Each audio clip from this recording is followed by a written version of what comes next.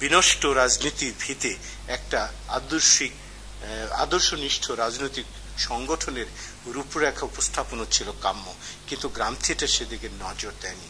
এ প্রসঙ্গেই বলা যায় গ্রাম থিয়েটার বরাবরই একটি দ্বিধার মধ্যে দিয়ে তার কর্ম পরিচালনা করেছে। দর্শনগত একটা অস্পষ্ট তাগাগোড়াই ছিল এবং তাকে দূর করবার কোনো পদক্ষেপ গৃহীত হয়নি কখনো। কারণও অনুসন্ধান করা হয়েছে এমনটা বলা যায় না।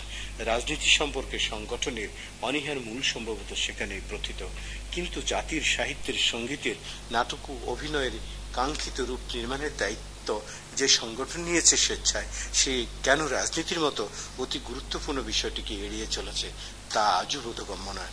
অথচ সংগঠনে বিভিন্ন রাজনৈতিক মতাদর্শের অনুসারী বিজ্ঞ কর্মীর সংখ্যা একেবারে অঙ্গুলিমেয় নয়।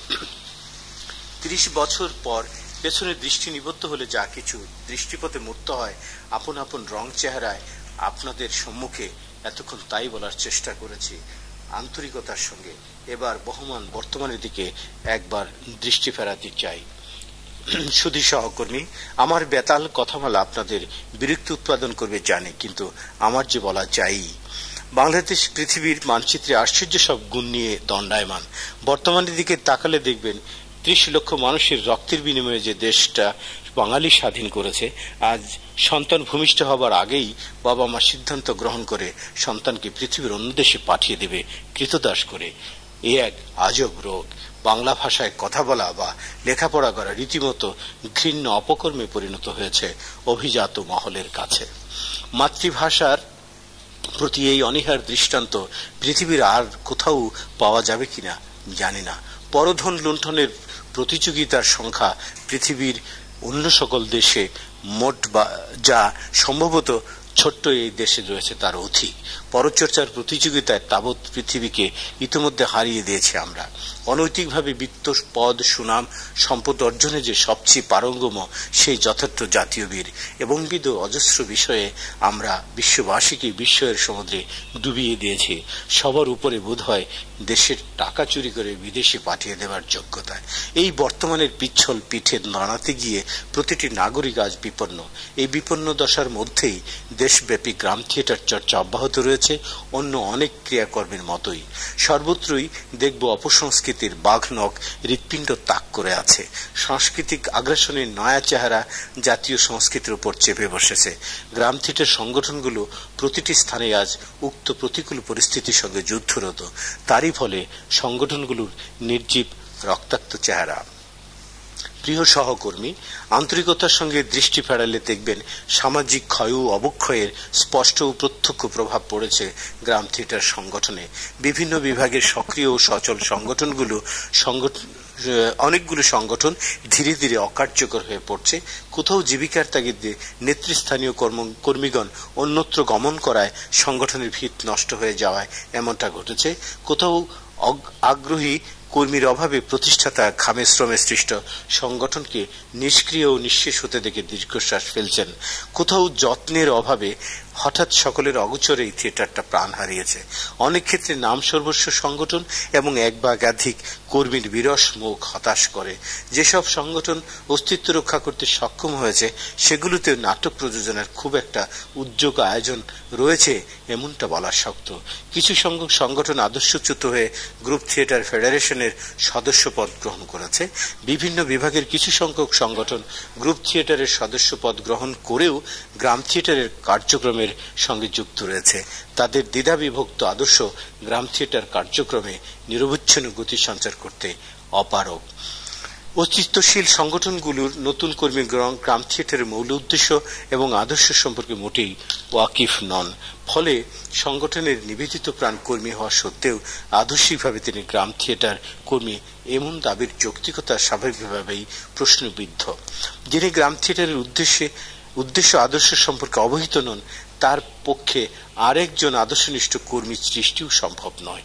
ফলে এক ধরনের বন্ধাত্ম ক্রমে গ্রাস করছে গ্রাম থিয়েটারের সচল সংগঠনগুলোকে। নতুন কর্মীদের অধিকাংশেরই লক্ষ্য টেলিভিশন চ্যানেল এবং গ্রাম থিয়েটারকে সে লক্ষ্যে পৌঁছাবার প্ল্যাটফর্ম মনে করা। বলতে দ্বিধা নেই, আওয়ামী লীগ বিএনপি দ্বন্দ্ব এবং আওয়ামী লীগ দ্বন্দ্বের জের হিসেবেও অনেক সংগঠন ক্ষতিগ্রস্ত হয়েছে।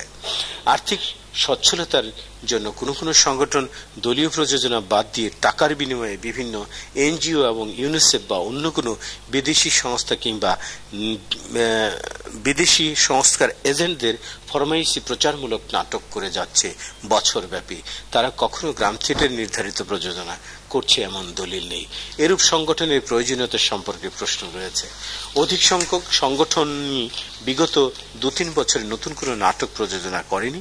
সাংগঠনিক দক্ষতা বৃদ্ধি, অভিনয় কৌশল শিক্ষা, নাটক নির্দেশনা বা পাণ্ডুলিপি রচনা বা থিয়েটারের অন্য কোনো বিষয়ে কেন্দ্রীয় বা স্থানীয় সংগঠন কোন কর্মশালা বা প্রশিক্ষণের ব্যবস্থা গ্রহণ করেনি। ফলে শারীরিক, মানসিক ও প্রায়োগিক কোনো দিক থেকেই তারা সংগঠনের মূল আদর্শের প্রতিনিধিত্ব করবার উপযোগী হয়ে গড়ে উঠছেন না। বাংলাদেশ গ্রাম থিয়েটারের কেন্দ্রীয় নেতৃবৃন্দ আঞ্চলিক, বিভাগীয় এবং ইউনিট সংগঠন নিয়মিত পরিদর্শন করেন না। এর ফলে সংগঠনগুলোর বাস্তব অবস্থা সম্পর্কিত সার্বিক তথ্য যেমন কেন্দ্রের হাতে নেই, তেমনি ইউনিট সংগঠনের একজন কর্মীর কেন্দ্রীয় নেতৃবৃন্দ এবং তাদের কর্মকাণ্ড সম্বন্ধে কোনো অভিজ্ঞতা নেই। পারস্পরিক সম্পর্কের এই ব্যবধি সাংগঠনিক কাজেও বিস্তর প্রতিবন্ধকতা সৃষ্টি করেছে। এসব অতিক্রম করা সম্ভব হলে ধীরে ধীরে থিয়েটার সংগঠনগুলো সম্ভব না হলে ধীরে ধীরে থিয়েটার সংগঠনগুলো নিশ্চিহ্ন হয়ে যাবে। কখনো আর খুঁজে পাওয়া যাবে না সেই নামের কোনো মানুষ ও সংগঠন। প্রিয় সহকর্মী, অগোছ হলে আমার বক্তব্য এতক্ষণ ধরে শোনার জন্য আপনাদের কাছে আমি কৃতজ্ঞতা জানাচ্ছি। এই নিবন্ধের কোনো নির্দিষ্ট উপসংহার নেই, কারণ প্রতিটি প্রসঙ্গ আলোচনায় আমার সার কথাগুলো বলার প্রয়াস পেয়েছি।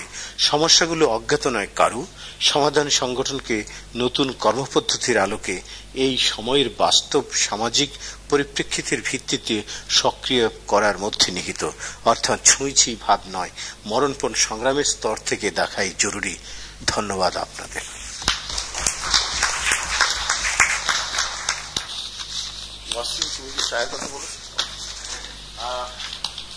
ধন্যবাদ অধ্যাপক লুৎফর রহমান, যিনি একই সাথে বাংলাদেশ গ্রাম থিয়েটারের গবেষণা সম্পাদক।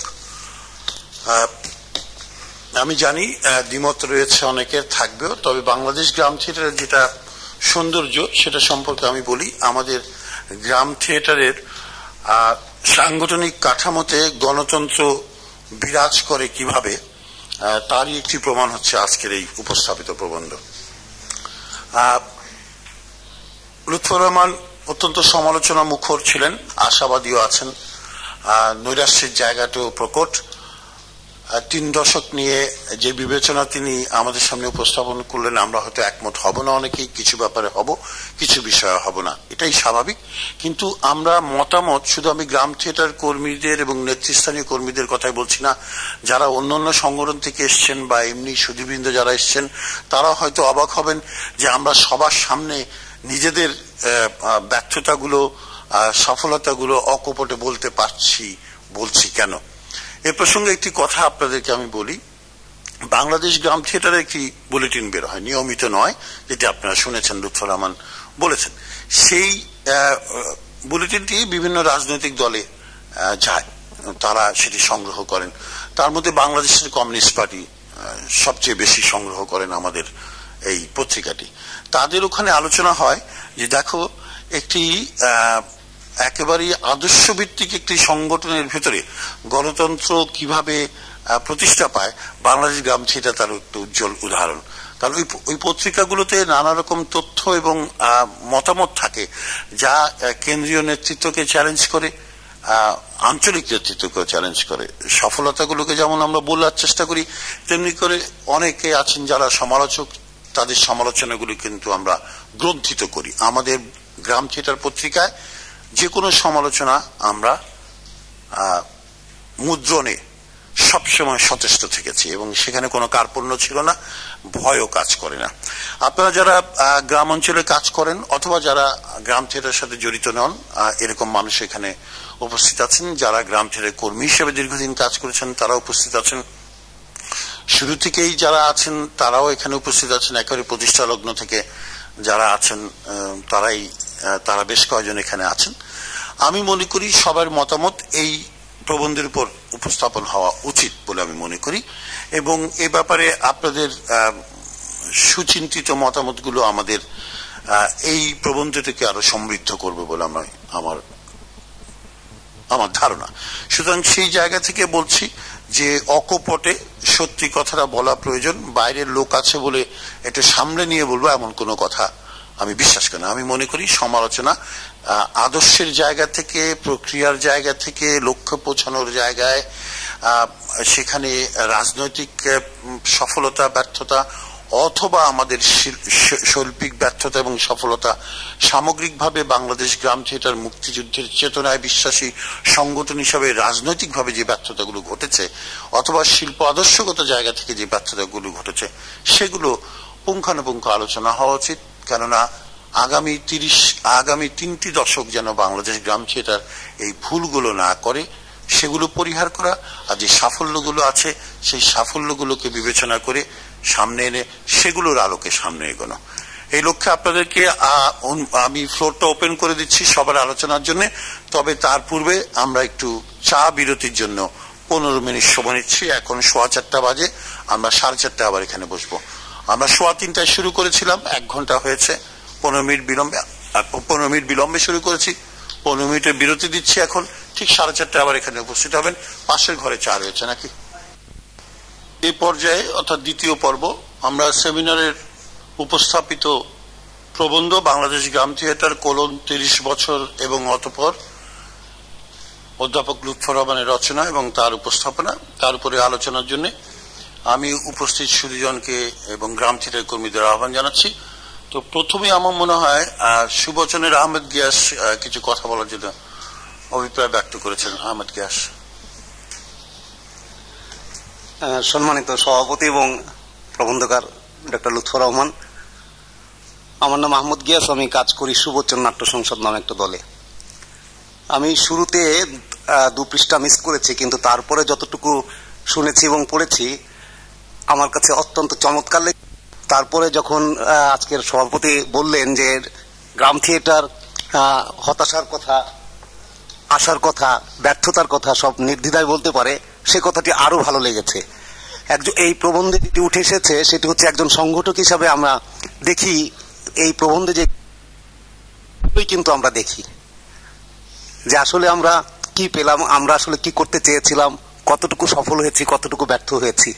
তো সব মিলিয়ে এটি একটি চমৎকার লেখা হয়েছে এবং আমার কাছে মনে হয়েছে এই কথাগুলো শুধু, এই আত্মসমালোচনাগুলো শুধু গ্রাম থিয়েটারের না, এই আত্মসমালোচনাটা আমার নিজেরও, আমার নিজের দলেরও, এবং এটি সমস্ত বাংলাদেশের নাট্য আন্দোলনরত কর্মীদের এবং সংগঠনেরই কথা। শুধু গ্রাম থিয়েটারের মধ্যে আবদ্ধ রাখলে কথাটা ভুল হবে। সে কারণে ধন্যবাদ আমার পক্ষ থেকে এবং আমার দলের পক্ষ থেকে ডক্টর লুৎফর রহমানকে। ধন্যবাদ।